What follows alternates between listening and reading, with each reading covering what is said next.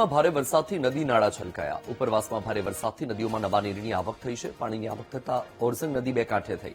નદી બે કાંઠે થતા આડબંધ પરથી પાણી વહી રહ્યું છે। નદીમાં પાણીની આવક થતા ખેડૂતોમાં ખુશીનો માહોલ છે।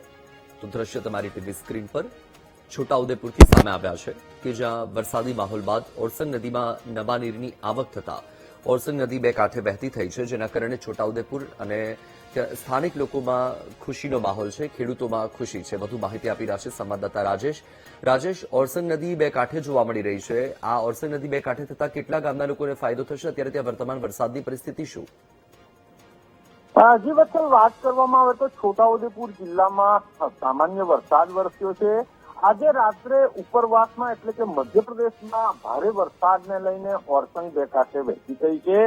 જો કે છોટાઉદેપુર જિલ્લામાં ઓછો વરસાદ હોવાને લઈને આ જે ઓરસંગ નદીમાં નીર આવ્યા છે તેનાથી જે આખા જિલ્લાની જીવાદોરી સમાન જે ઓરસંગ નદી છે તેના પાણીથી ખેડૂતોને ખૂબ મોટી રાહત થવાની છે।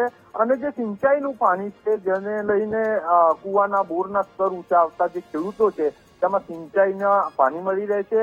આજે પહેલી વાર જે ઓરસંગ નદી છે એ છોટાઉદેપુરમાં જે આડબંધ બનાવેલો છે તેને ઓવરફ્લો થઈને વહી રહી છે અને જિલ્લાના લોકોમાં સારા વરસાદને અને સારી પાણીની આવકને લઈને ખુશીનો માહોલ છે। જી વત્સલ।